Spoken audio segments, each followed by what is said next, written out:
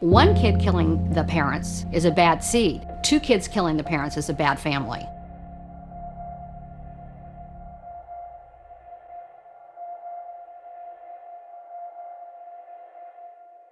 You said something about, at some point, seeing pictures of Louise. Is that right? Yes. And did your mother tell you how, excuse me, how she got those pictures of Louise?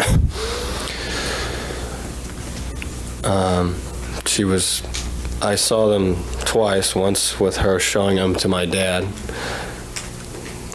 saying that she had taken these pictures, and another time from reading her journal entries that I found to help her deal with the alcoholism.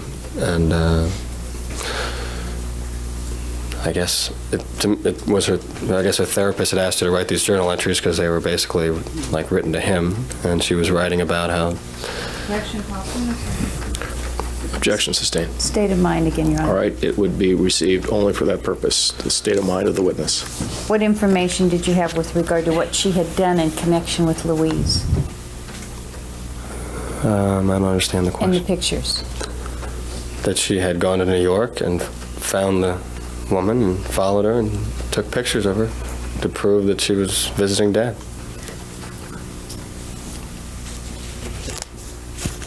Now, did the situation with Louise, your mother's concern over Louise, ever stop? Did she continue talking about Louise? Yes. And did she talk to your dad about Louise and what he had done in front of you? She did, in, like I said, in that later period, she did.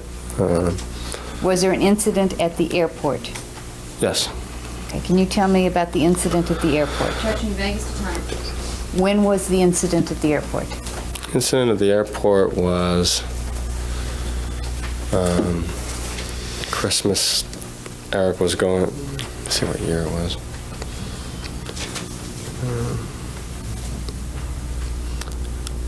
Christmas of '88, I believe. Erik had a tournament in Arizona, and we were all at the airport because we were all going to the tournament. It was a tournament that took place over Christmas. And we were at the ticket counter buying the tickets, and there were not enough seats. Oh no, we had the little dog, Rudy. That's what it was. So we had the dog, Rudy, and they wouldn't take Rudy because he hadn't been checked in properly and something about that. In any case, they wouldn't take the dog. Something about that. And my dad volunteered at the counter that he would stay behind and we could fly, and he was willing to stay behind with the dog and take the next flight after he was properly checked. And my mother just flew off the handle in front of the lady at the ticker counter and said, "Oh, so you can meet your girlfriend Louise in the bar?" And said, no, I'm not that stupid. And just, it was a huge scene. My dad was just standing there with the dog and said, "Oh, okay, Kitty, we'll all wait, And we did. We just purchased tickets for the next flight, and then we left with the dog. Yeah. Did your dad's reaction surprise you? It shocked me. Why? It was just part of it was really one of the beginning of a number of incidents where she was very openly aggressive with my dad, embarrassing him in front of people. This was just unbelievable in front of the ticket counter. And my dad's reaction was zero, just a mask of being conciliatory, and it was like he just gave in to my mom. And was this different than who he'd been earlier in their marriage? If that had happened earlier, I only saw those things happen in the house. If that had happened in the house, he would have struck her. And what if it would have happened in public earlier? He would have done the same thing, but I don't know. She would never have done that in public to him earlier. Even when she was not really in control of herself, she wouldn't go out of the house unless she was at a state where, they wouldn't be in public together, where she was that out of control. Was their relationship very different in California than what you had seen earlier? It was completely different. What was the change? The change was that they were like more of a couple. Really, for the first time, I saw them as a couple in California, holding hands. My dad being very polite to her, basically agreeing to whatever she wanted, as far as where we would go, what we would do that day, if it was something she wanted to do. Even went shopping with her at times. Just stuff that could never happened before. Couldn't even imagine it. And it was very strange. Brenda, could we take a break here? All right, we'll resume. Mr. Menendez, when we left off the other day, we were talking about the period of time after your family moved to California, which happened in the summer of 1986. Is that correct? Right. And from the time that your family moved to California until August of 1989, were you regularly in contact with your family? Mostly over the phone. And during that period of time, was the contact pretty much the same, or did it change? There was more at one time, less at another? There was less. You mean physical contact? No, telephone contact we're talking about It now. was the same. And how often would you talk to your father every week? 2 or 3 times a week. And would these be short telephone conversations, or would they be long? Usually pretty long, describing everything that was going on Now, that day or that week. When you say pretty long, how long do you mean? I mean, is long to you 10 minutes or a half an hour? Or? Like an hour and a half, hour. And you told us earlier about how you, when you were younger, had to report at the dinner table in a very detailed manner about your day. Do you remember telling us that? Yes. And is this the same as these phone conversations with your dad during this period of time, or was it different? It was the same, but a little more detail as to what was going on since he wasn't there. And what type of detail would he ask you about? Just exactly who I was in contact with, much more detail about my actual classes, school work than we did when I was in high school, and he pretty much didn't care as much. More detail as to who I was and whether I was spending my time at Terry's, what friends I had around me or not, how much time I was devoting to different things. A little more detail, I think. Did he continue to question you about your tennis game? Yes. And with the same degree of detail that he had before, or? The same, yeah. And during this period from 1986 to 1989, how often would you speak to your mother on the phone, on an average?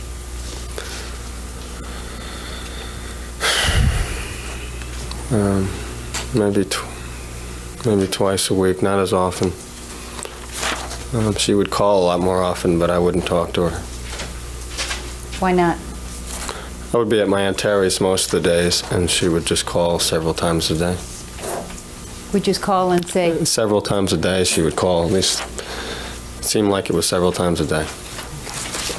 And would she ask you what was going on in your life in the same way, or were your conversations different with her? They were much different, just reporting something my dad wanted me to know, letting me know when my dad was available to talk. And when you say letting you know when your dad was available to talk, you mean scheduling your talks with your father, that type of thing? Yes. During this period of time, 1986 86 to 1989, did you speak with your brother regularly on the phone? Yes. And was it the same over this period of time, or did it change?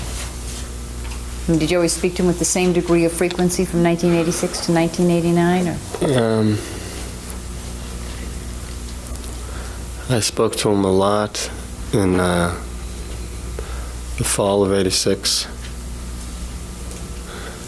I spoke to him last in the spring of '87. Were you gone in the spring of '87? Yeah, I was traveling. I was traveling. Did you still call when you were traveling? Yes. And, upon your return in the summer of '87, and then '88 and '89, did you speak to him on the phone when you weren't living in the same place with him? Yes. And during the fall of '86, you said you spoke to him a lot. Is that correct? Right. Was there any particular reason why you were speaking to him more often then? Yes. Why was that? Because my mother was having problems. What kind of problems? Was your brother relating to you the problems your mother was having? Yes. And what was he telling you about what was happening with your mother? State of mind, Your Honor. All right, it's not being received for the truth of what was said, but just to reflect the State of mind of the witness as to information he received. He was telling me that he was constantly, I would say, hysterical times, crying, very nervous, continually telling me about my mom's sometimes problems with my dad, mostly just her own rages and problems with alcohol. Times he couldn't talk to her, she was just spaced out. He would tell me bizarre things. One time when he found blood on her sheets in her bedroom, we talked about that and what that could be. Her going through his things. What do you mean, her going through his things? He would just find his bedroom in a way that somebody had gone through it.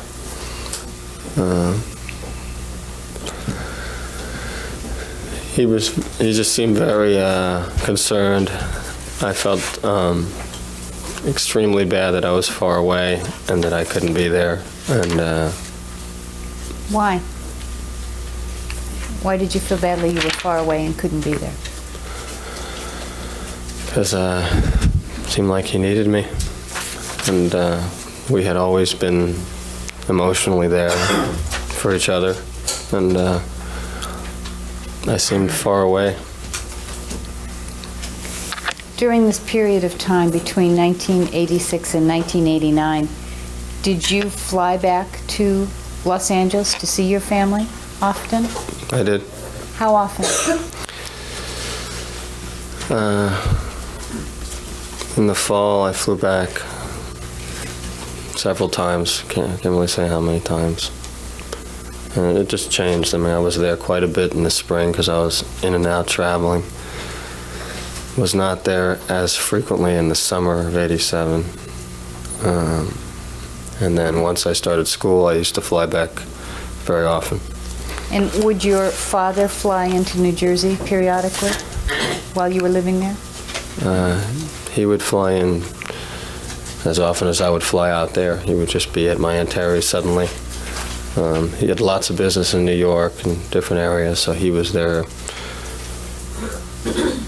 You know, I expected him any time, continually. And did your mother accompany him sometimes? Sometimes. During the periods of time when you were in the presence of your mother and father rather than talking to them on the phone, I think you described that there was a change in their relationship. Is that correct? Yes. And what changes did you observe? Objection vague time. If I can go back, Your Honor, let me start again. During the period of 1986 to 1989, did your parents' relationship appear to be very different than it was before that time? Yes. And what were the changes that you saw in their relationship? Pretty dramatic change.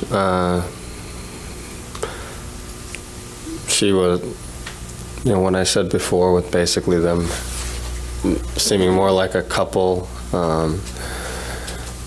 at times holding hands, and him being very polite to her. But the bigger change was just my dad being very how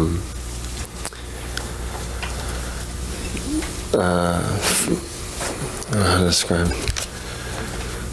She seemed very out of control, and as she had throughout my life, but here it was much more open, and she was very sarcastic, and she would attack him verbally, and he would just take it, and I could tell that he was tense. I wouldn't say that they were a happy couple. He seemed very tense, and he just continually took it and tried to placate her, and just... What did you think about that? Did you think he had become just some henpecked husband? That he was tolerating this, or he didn't care that she was yelling at him? Or did you understand what was going on? I felt it was because of Louise, and because of his... he had just chosen he needed to keep the marriage together, and that's what I felt. He was going to do whatever it took to keep the marriage together, and my mother seemed to know that. And she basically could do what she wanted. When you were younger, you've testified before that there were things that your mother did to you and your brother that you felt wouldn't have happened when your father was around, when you were younger. Right. Is that correct? Mm-hmm. So did you believe your father could set some limits on your mother's behavior when you were younger? Yes. Did you believe that he could set limits on your mother's behavior from this period from 1986 to 1989? No. State of mind again, Your Honor. All right, it'll be received only for the witness's state of mind and for no other purpose. And how did that make you feel with regard to your mother and what she could do? It was frightening, because I really did rely on my dad to keep her in check to some degree.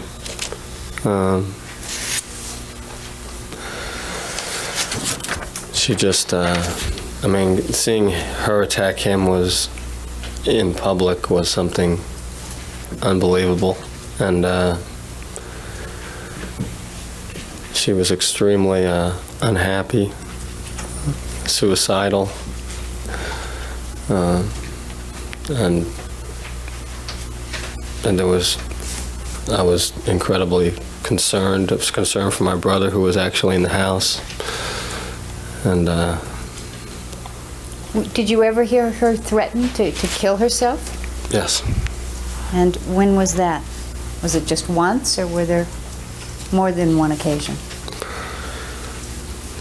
she was threatening suicide for a long period of time, pretty much all the way through those years. And she would threaten to take everybody with her. How did she threaten to take everybody with her? What would she say? She would threaten to poison herself and everybody, meaning my dad and Erik and myself. When did she make these threats to poison herself and everybody else? In 1987, and then in Beverly Hills, What house were you living in 1987? in the Calabasas house. the rental house. Do you have specific memories of those conversations in that house? I remember the screaming and the threatening, and my dad saying that he didn't trust her, and to the point of, at times, refusing to eat the food that she had served, and then we actually would leave. How would that happen, that he would refuse to eat the food that was served? He would just suddenly, right before the meal was about to be served, tell Erik and I that we were going out to eat. And my mom would, the time I remember there, my mom would be furious. And basically he just said, "I don't trust you," and he wouldn't say any more than that. And I would ask my dad why he felt, you know, it was crazy because there were days, you know, obviously we ate at the house, but there were just some days when my dad felt she might do something based on the way she was acting that day or things they had said. He wouldn't tell me, but that's what I figured. So we would all leave. So how would you know when it was okay to eat the food? We would just rely on my dad.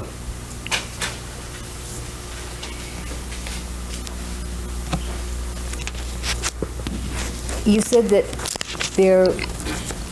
you didn't feel that your dad now could set the limits for your mother or control her behavior like she had before. Did that have any effect on how she behaved toward you? Did it change? Did how she behaved toward you change? Yes. In what way? In the way that she was much more threatening with, it was usually connected to killing herself also, but she was just, she had a much more bigger role in my life, really, than my dad did even. How about feelings that she had toward you? Did she express them differently during this period of time? I wouldn't say that they were different. She expressed the same hatred, feeling of me being the major problem in her life, but it was more frequent, and it would happen in front of my dad. And Had she ever expressed in front of your dad the fact that she hated you or you had ruined her life? Had she ever said those things in front of your dad before? No. And was she saying them during this period of time? Frequently. And what would he do? He would do nothing. When she's saying these things to you, that she hates you and that you've ruined her life, how did you feel?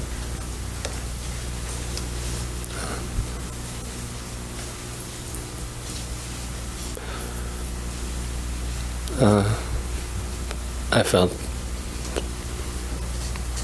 just confused. And, Did it hurt? Yeah, it hurt. Did you told us the other day that when your brother told you that he'd found a suicide letter, you talked to your mother and told her to leave your dad and to come live with you. Is that correct? Yes. Why did you do that when she had behaved this way toward you all your life? Because I wanted her to know that I felt like all the things she had done to me and just our bad relationship, I thought she was suicidal, and I wanted to help her, and I wanted her to know that it wasn't that I loved my dad more, that I loved her and my brother loved her, and if she seemed like she wanted to stay in Princeton, that seemed to make her happy, and that we would, in a divorce,